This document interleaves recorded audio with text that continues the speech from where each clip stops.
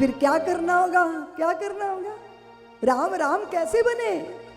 प्रात काल उठे के रघुनाथ, प्रात काल हे रघुनाथ, मात पिता गुरु नावई माथा, प्रात काल उठ हे रघुनाथ।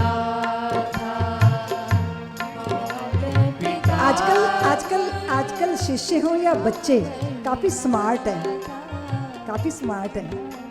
बहू और बेटा ना माँ पिता को कहते हैं, माँ आज हम फिल्म देखने जा रहे हैं, माँ आज हम फलानी पार्टी में जा रहे हैं।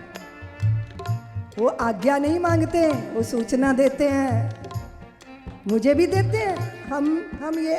हमने ये कर लिया। वो तो कभी तो कहते ही नहीं कि कर लिया, वो तो बाद में ही पता चलता है कि कुछ गुल खिल गए हैं। और यहाँ प्रभु राम सूचना नहीं दे रहे, आशीर्वाद और आज्ञा मांग रहे हैं। आयुष मांग करई पुर काजा, आयुष मांग करे पुर काजा, देख चरित हर्षई मन राजा, आयुष मांगे करई पुर। और देखो देवियों, जो आपसे आशीर्वाद मांगेगा है ना, आपके चरणों में माथा रखेगा, आशीर्वाद तो हृदय से आएंगे ना। बोलो ना, सच्ची बात बताओ ना। आशीर्वादों की फसल प्रणाम की भूमि पर होती है ना। प्रणाम होगा तभी तो आशीर्वाद मिलेगा। नौटंकी नहीं चाहिए, नाटक नहीं चाहिए, रिश्तों में चतुराइयां नहीं चाहिए, हृदय की श्रद्धा चाहिए। इसलिए मैं आप ही नहीं सुन रहे, पूरा विश्व इस कथा को सुन रहा है। मैं अपने सभी संतानों को, पुत्रों को निवेदन करना चाहती हूँ कि जब कमाई करके आओ, तनख्वाह मिले, लिफाफा मिले, पैसा मिले, तो आते ही अपने बेडरूम में मत जाया करो। हाँ, वो धन माता पिता के चरणों में रखा करो। माता पिता रखेंगे नहीं, उन्हें पता है कि घर की व्यवस्था तुम करते हो। वो कहेंगे पुत्र तुम रखो, तुमने सब करना है। अब ये धन नहीं है, ये माँ का आशीर्वाद है, ये पिता का आयुष है, ये पिता का प्रेम आशीर्वाद। अब ये धन नहीं है, ये धन के साथ माँ पिता के आशीर्वाद है। और स्मरण रखना, तुम्हारी कुंडली में कोई दुष्ट ग्रह भी डेरा डाल के बैठा होगा ना, तो तुम्हारे माता पिता के आशीर्वाद उस दुष्ट ग्रह से रक्षा कवच बनकर तुम्हारी रक्षा करेंगे। कितने देवताओं को मनाते हो? अपनी जननी को मनाओ ना, अपने जनक को मनाओ। और गणपति अग्रणी देवता क्यों थे? बोलो ना। सभी तो भाग गए थे अपने अपने वाहनों पे चढ़ के। कार्तिकेय जी ने मोर पकड़ लिया, बाकी देवताओं ने अपने अपने वाहन पकड़े। विषय ये था जो ब्रह्मांड की परिक्रमा करके आ जाएगा। गणपति जी ने विचार किया कि भैया ये ब्रह्मांड की परिक्रमा करने वाला अग्रणी देवता, तब तो पीटी उषा बाजी मार लेगी, मिल्खा सिंह जीत जाएगा। उन्होंने समझा, मर्म को समझा, और पार्वती से बोले माँ पिताजी के बगल में बैठ जाओ। पार्वती बोली गणेश क्यों तंग कर रहे, उठो ना माँ, चलो पिताजी के पास बैठो।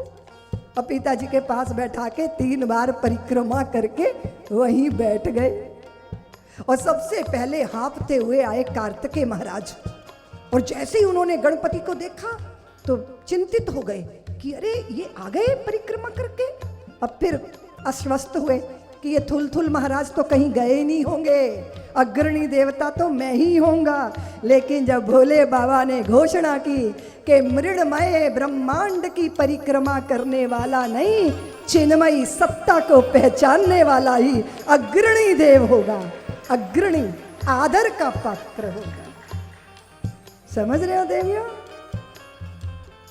प्रात काले उठ के रघुनाथ, मात पिता गुरु नावहि माता, प्रात काले के रघुनाथ, व्यापक अकलयनी अज, निर्गुण नाम न रूप, भगत है तु नाना विधि, करत चरित्र अनूप। आज बहुत विचित्र दिन है भाई। कौन आ गया? वे आ गए हैं, वे क्रोधित हैं, वे व्याकुल हैं, वे आकुल हैं, उनकी आंखों में रोष है। लगता है वो कुछ छीनने आए हैं, लगता है वो सर्वस्व छीन लेंगे। वो चलते हैं सम्राट तो उनके वक्ष स्थल की रुद्राक्ष की माला डग डग इधर उधर डोल रही है। उनकी चाल में त्वरा है, उनकी आंखों में रोष है। कौन आ गए? किसकी बात कर रहे हैं? कौन है ये? विश्वामित्र महामुनि, ज्ञानी है, महामुनि है, लेकिन व्याकुल है। यज्ञ कर्म संपन्न नहीं हो पा रहे, सिद्धाश्रम निरापद नहीं रह गया। ताड़का सुबाहु मारीश ने नाक में दम किया है। लंका का एक उपनिवेश इधर भी, डेरा इधर भी डला है। सज्जनों को तंग करने के लिए दुष्ट कब पीछे हटते हैं? जब तक बस था तब तक विजय पाली। अब समझ में आ गया कि मुझसे बात बनने वाली नहीं है। गादी तने मन चिंता व्यापी, हरि बिन मरहि न निश्चर पापी। अर्घ लेकर पाद लेकर सम्राट ने विश्वामित्र का स्वागत किया था और महामुनि को अपना आसन दिया था। साधु महापुरुषों का कैसे स्वागत किया जा सकता है? रामचरितमानस पढ़ोगे तो सारे आचरण की शुभता आपके आचरण में उतर आई। आपको क्या चाहिए? मैं आपको क्या दे दूं? और जब चारों पुत्रों को बुलाकर चरणों में प्रणाम करवाया तो विश्वामित्र जी ने राम जी को जैसे ही देखा उनकी समाधि लग गई, आंखें ठहरी रह गई। ऐसा अद्भुत दृश्य, चित्तवृत्ति शांत हो। चारों भाइयों ने प्रणाम किया। राम जी के पीछे जाके लखन बैठ गए, भरत के पीछे जाके शत्रुघ्न बैठ गए। अब भरत जी तो सामने बैठे राम जी के कि इधर बैठा हूं और देखूंगा, अपने बड़े भैया का दर्शन करता रहूंगा। लखन जी चुपचाप राम जी के पीछे बैठे। यहां मांगने तो एक आए थे विश्वामित्र, लेकिन मांगा उन्होंने अनुज समेत देयो रघुनाथा, निश्चर बाध में होव सनाथ। हम कभी कभी दावा करते हैं हम ये दे देंगे, वो दे देंगे, ये दे देंगे, और जैसे ही विश्वामित्र ने मांगा, महामुनि कहकर जो दशरथ विश्वामित्र जी का स्वागत कर रहे थे वो व्याकुल हो गए। उन्होंने कहा, चौथे पन ये पायो सुतचारी, विप्र वचन नहीं कहे ओ। पहले कह रहे थे महामुनि ज्ञानी, अब कह रहे हैं विप्र पंडित। तुम सही बात नहीं कर रहे हो। तुमने राम नहीं मांगा, तुमने मेरा प्राण मांगा।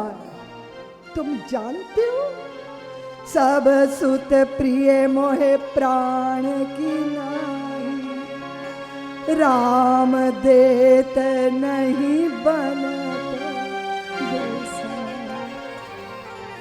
सब सुत प्रिय मोहे प्राण की नाई, राम देत नहीं बनत गोसाई।